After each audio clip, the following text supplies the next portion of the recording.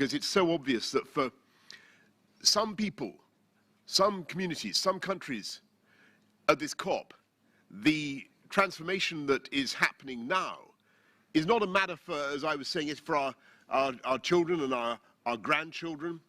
This is something that is an existential threat as we sit here in Glasgow today. And last year, 600 billion tons of ice melted away in Greenland. All that water has to go somewhere. And it's incredibly cruel that these vulnerable, small island states are right in the front line of the loss and damage that is caused by global warming. And of course, as they have said, as our friends have said, they have done virtually nothing to cause the problem. They didn't produce the huge volumes of CO2 that have been pumped into the atmosphere. So I would encourage every country that has benefited from pumping CO2 into the air over the last, whatever it is, 250 years, to join this campaign and to help. And that's why we've made the $100 billion a year commitment, the $100 billion a year commitment, such a crucial part of the UK's presidency and pre-presidency. And I think that we've got to do it. We've got to help people to adapt.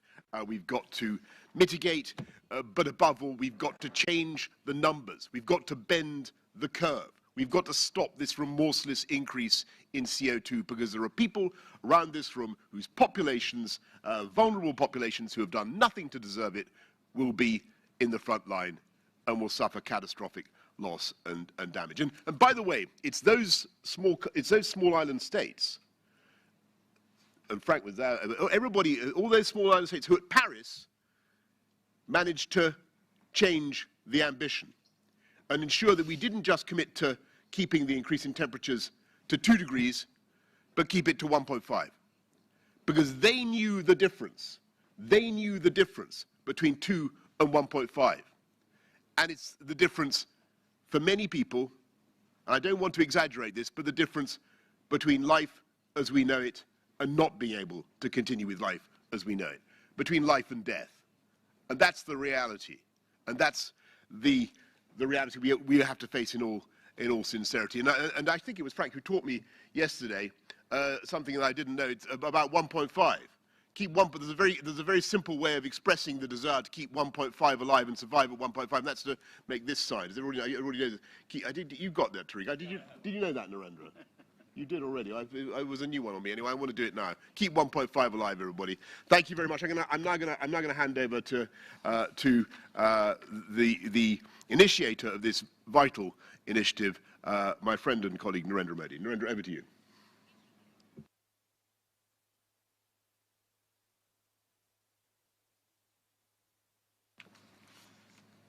Excellencies, infrastructure for resilient island states iris का launch एक नई आशा जगाता है, नया विश्वास देता है। ये सबसे वनरेबल देशों के लिए कुछ करने का संतोष देता है। मैं इसके लिए coalition for disaster resilient infrastructure CDRI को बधाई देता हूं। इस महत्वपूर्ण मंच पर मैं ऑस्ट्रेलिया और UK समेत सभी सहयोगी देशों और विशेषकर मॉरिशस और जमैका समेत छोटे द्वीप समूहों के लीडर्स का स्वागत करता हूं, उन्हें हार्दिक धन्यवाद देता हूं। मैं UN सेक्रेटरी जनरल का भी आभार व्यक्त करता हूं कि उन्होंने इस लॉन्च के लिए अपना बहुमूल्य समय दिया। एक्सेलेंसीज, पिछले कुछ दशकों ने सिद्ध किया है कि क्लाइमेट चेंज के प्रकोप से कोई भी अछूता नहीं है, चाहे वो विकसित देश हो या फिर प्राकृतिक संसाधनों से धनी देश हो, सभी के लिए ये बहुत बड़ा खतरा है। लेकिन इसमें भी क्लाइमेट चेंज से सबसे अधिक खतरा small island developing states seeds को है। ये उनके लिए जीवन मृत्यु की बात है, ये उनके अस्तित्व के लिए चुनौती है। क्लाइमेट चेंज की वजह से आई आपदाएं उनके लिए सचमुच प्रलय का रूप ले सकती हैं। ऐसे देशों के क्लाइमेट चेंज न सिर्फ उनके जीवन की सुरक्षा के लिए बल्कि उनकी अर्थव्यवस्था के लिए भी बड़ी चुनौती है। ऐसे देश टूरिज्म पर बहुत निर्भर हैं, लेकिन प्राकृतिक आपदाओं के चलते टूरिस्ट भी उनके पास आने से घबराते हैं। फ्रेंड्स, वैसे तो शीर्ष देश सदियों से नेचर के साथ समन्वय में जीते रहे हैं। वे प्रकृति के स्वाभाविक साइकिल के साथ एडेप्ट करना जानते हैं, लेकिन पिछले कई दशकों में हुई स्वार्थपूर्ण व्यवहार की वजह से प्रकृति का जो अस्वाभाविक रूप सामने आया है, उसका परिणाम आज निर्दोष स्मॉल आइलैंड स्टेट्स झेल रहे हैं। और इसलिए मेरे लिए CDRI या आयरिस सिर्फ एक इंफ्रास्ट्रक्चर की बात नहीं है, बल्कि ये मानव कल्याण के अत्यंत संवेदनशील दायित्व का हिस्सा है। ये मानव जाति के प्रति हम सभी की कलेक्टिव जिम्मेदारी है। ये एक तरह से हमारे पापों का साझा प्रायश्चित भी है। फ्रेंड्स, CDRI किसी सेमिनार से निकली कल्पना नहीं है, बल्कि CDRI का जन्म वर्षों के मंथन और अनुभव का परिणाम है। छोटे द्वीप देशों पर मंडरा रहे क्लाइमेट चेंज के खतरे को भांपते हुए भारत ने पैसिफिक आइलैंड और कैरिकॉम देशों के साथ सहयोग के लिए विशेष व्यवस्थाएं बनाई। हमने उनके नागरिकों को सोलर तकनीकों में ट्रेन किया, वहां इंफ्रास्ट्रक्चर के विकास के लिए निरंतर योगदान दिया। इस कड़ी में आज इस प्लेटफॉर्म पर मैं भारत की ओर से एक और नई पहल की घोषणा कर रहा हूं। भारत की स्पेस एजेंसी इसरो सीड्स के लिए एक स्पेशल डेटा विंडो को निर्माण करेगी। इससे सीड्स को सैटेलाइट के माध्यम से cyclone, coral reef monitoring, coastline monitoring आदि के बारे में टाइमली जानकारी मिलती रहेगी। फ्रेंड्स, आइरिस के साकार करने में CDRI और सीड्स दोनों ने मिलकर काम किया है। यह को क्रिएशन और को बेनिफिट्स का अच्छा उदाहरण है। इसलिए मैं आज आइरिस के लॉन्च को बहुत अहम मानता हूं। आइरिस के माध्यम से सीड्स को टेक्नोलॉजी, फाइनेंस, जरूरी जानकारी तेजी से मोबिलाइज करने में आसानी होगी। स्मॉल आइलैंड स्टेट्स के क्वालिटी इंफ्रास्ट्रक्चर को प्रोत्साहन मिलने से वहां जीवन और आजीविका दोनों को लाभ मिलेगा। मैंने पहले भी कहा है कि दुनिया इन देशों को कम जनसंख्या वाले स्मॉल आइलैंड के रूप में देखती है, लेकिन मैं इन देशों को बड़े सामर्थ्य वाले लार्ज ओशन स्टेट्स के रूप में देखता हूं। जैसे समुद्र से निकले मोतियों की माला सबकी शोभा बढ़ाती है, वैसे ही समुद्र से घिरे सीड्स विश्व की भी शोभा बढ़ाते हैं। मैं आपको विश्वास दिलाता हूं कि भारत इस नई परियोजना को पूरा सहयोग देगा और इसकी सफलता के लिए CDRI अन्य पार्टनर देशों और संयुक्त राष्ट्र के साथ मिलकर काम करेगा। CDRI और सभी छोटे द्वीप समूहों को इस नई पहल के लिए फिर से बधाई और शुभकामनाएं। बहुत बहुत धन्यवाद।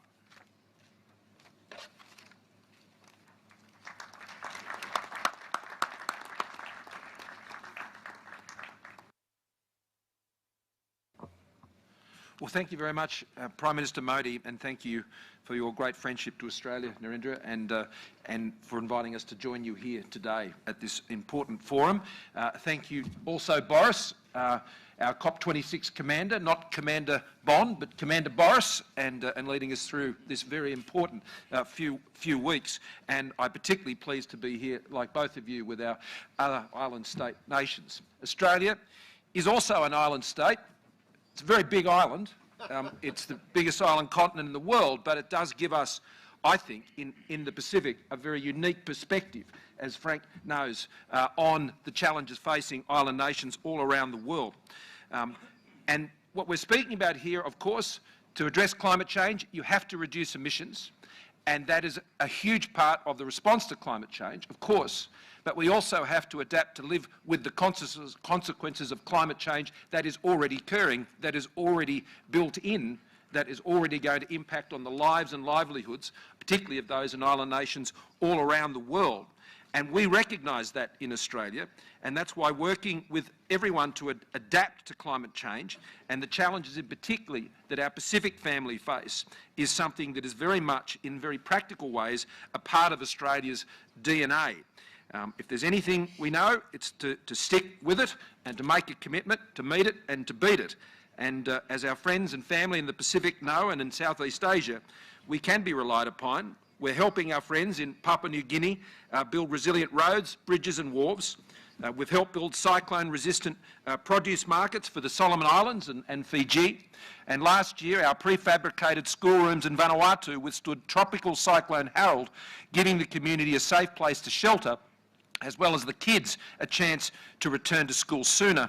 Over 70% of our climate finance, and we've just doubled that here at COP26 to $2 billion to take us out to 2025, is focused on adaptation. And a very large proportion of it, as I was able to share with our Pacific nations families yesterday, will be directed to, specifically into Pacific Island nation states as part of a direct partnership with them, cutting out all the red tape and just getting the projects like the ones I've been talking about on the ground. The last 8 major disasters in the Pacific alone have wrought more than almost $2 billion worth of damage, so there's a lot more work to be done. The joint initiative we launched today, IRIS, lifts our ambition further to ensure the resilience of small island developing states, and through partnerships and expertise to drive even greater investment in quality infrastructure, energy, housing, transport, water, healthcare facilities. And I'm especially pleased to be here with my good friend, Prime Minister Bainimarama, and Prime Minister Juggernauth and Prime Minister Holness. It's a great pleasure to meet you, leaders of 3 great small island nations. And I also want to thank, of course, India and the United Kingdom for their leadership of the Coalition for Disaster Resilient Infrastructure. And I acknowledge in particular the Quad support, including the US and Japan support, together with India, for the CDRI. I'm proud that Australia has already announced our $10 million commitment towards getting IRIS up and running, and I'm proud to be here to launch it today. All of us are here because we believe in fair and practical action to address climate change. We're here because we're family, particularly amongst our Pacific family, and all of us are here because we want to achieve those outcomes. Look out for another, look out for our mates, as we say in Australia, stick together, and let's get on with it.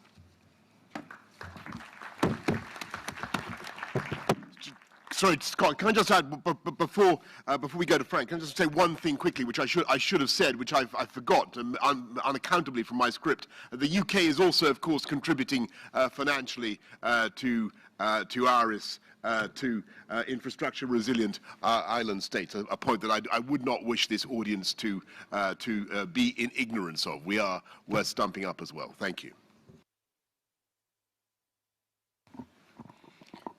Thank you, Excellencies, Mbula Vanaka, and a very good morning to you all. Excellencies, yesterday marked the start of cyclone season in the South Pacific, a period now defined by record-smashing superstorms that can erase years of infrastructure progress in a matter of hours. I know because I've seen it happen. Whether it's storms, floods, or fires, the same hard lessons are being learned around the world. Building to last year's standards is building to lose.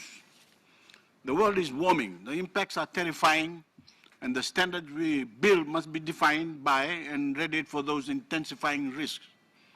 It takes resources to build resilience, but we either pay to adapt now or pay a much higher price in the aftermath of climate-driven devastation. By becoming the first developing state to enact a comprehensive climate change act, Fiji will be required to adapt our building codes and standards to the climate reality and be inclusive of our green priorities. But there is a gap, trillions of dollars deep, between what vulnerable nations have and what they need to build resilience to a climate crisis we did next to nothing to cause. The welfare of people, both in developed and developing nations, depends on changes on the way we build and plan. Trillions of dollars may sound insurmountable, but the alternative is unthinkable. Even now, we are seeing what can happen when worsening climate-driven disasters meet outdated infrastructure and transport networks. Unchecked carbon emissions could see the foundation of our interconnected global marketplace fall out from under us. We can only bridge the financing gap between vulnerability and resilience if we fully enlist public and private sector sources of funding. We welcome India's launch of the Infrastructure Resilience Project for small island states. It's a promising start. Prime Minister Modi, sir, thank you. Thank you for your leadership. We trust this initiative will reach well beyond technical assistance and capacity building to unlock trillions in private sector capital. It can do that by de-risking critical investments now that will build resilience for those on the front line of the climate crisis.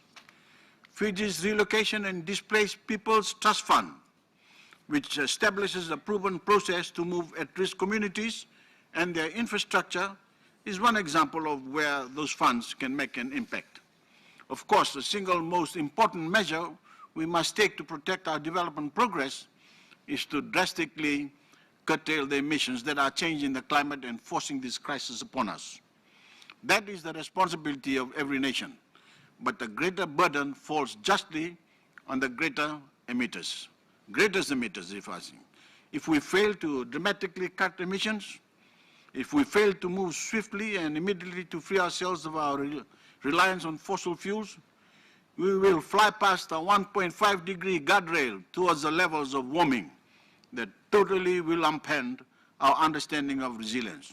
It is the future that we are gathered here in Glasgow to prevent at all costs. Let's not forget it. Thank you.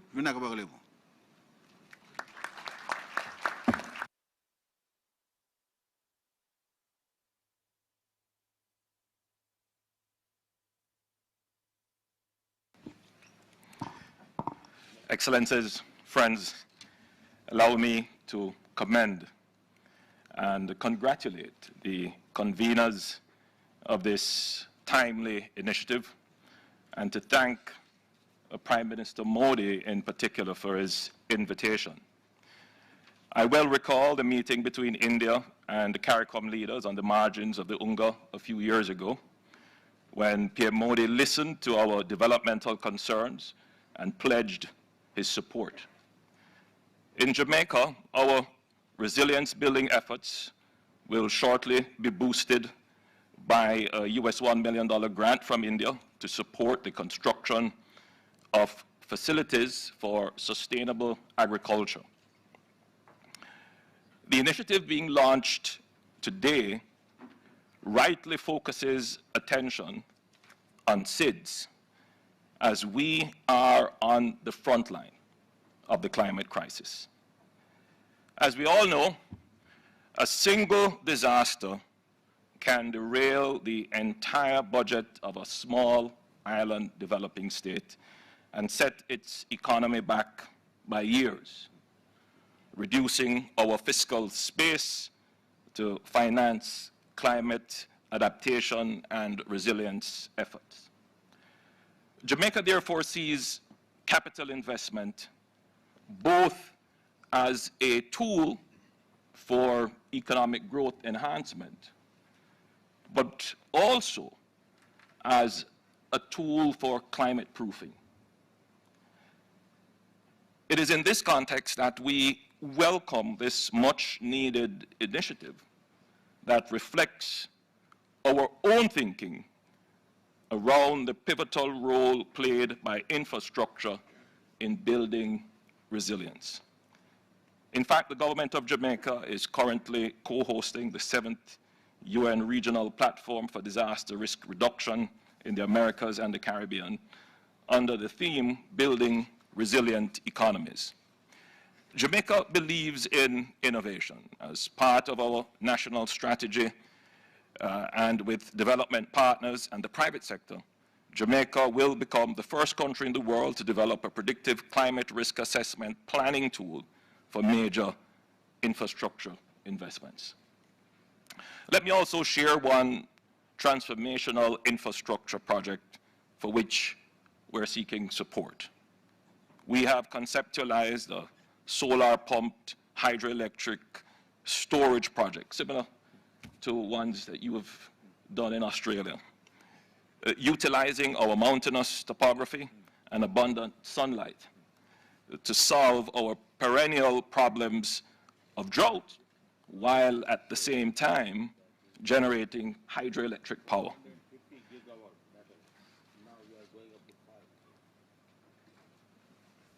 This would make clean, sustainable use of Jamaica's high concentration of fresh water resources in the north of our country to serve the large population centers and drought-prone agricultural south.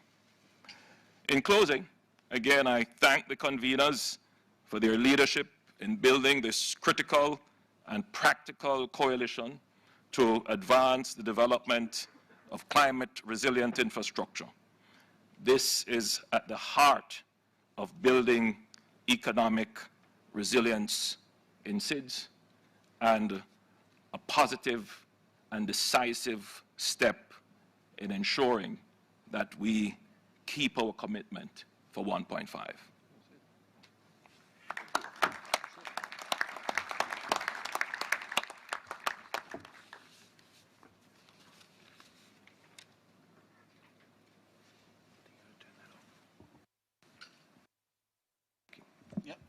That's it. Excellencies, distinguished guests, ladies and gentlemen. I have great pleasure in joining you this morning for the launching of the Infrastructure for Resilient Island States by the Coalition for Disaster Resilient Infrastructure.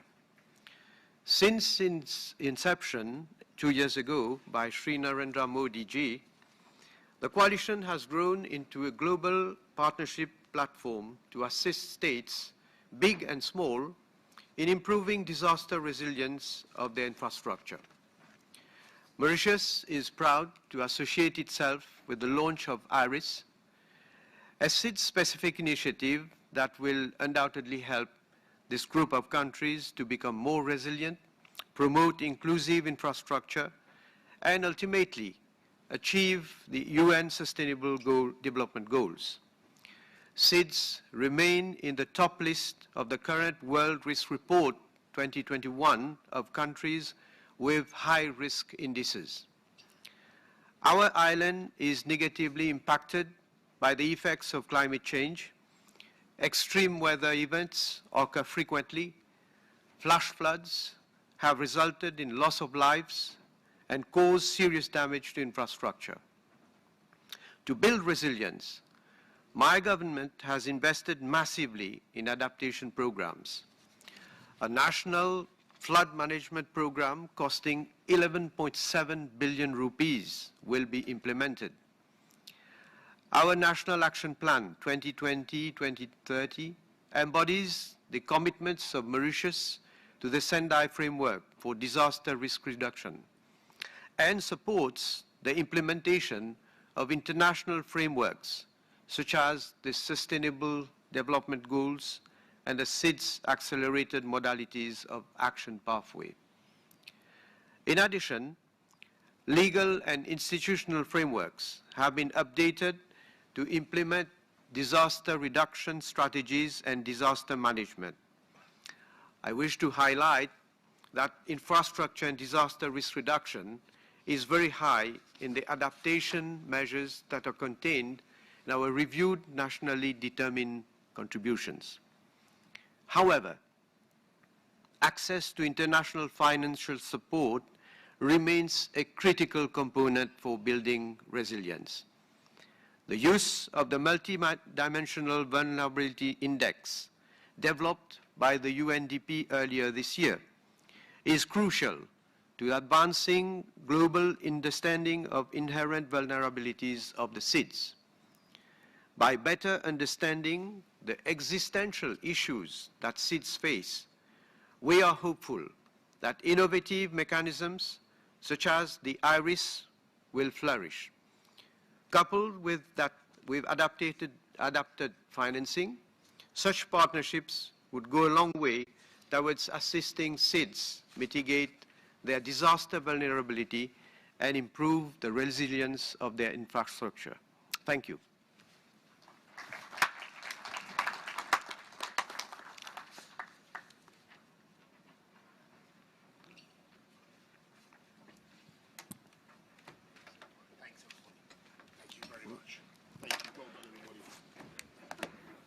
Small island developing states or SIDS are home to unique landscapes, vibrant cultures and traditions. However, SIDS also face the highest disaster losses in proportion to their GDP.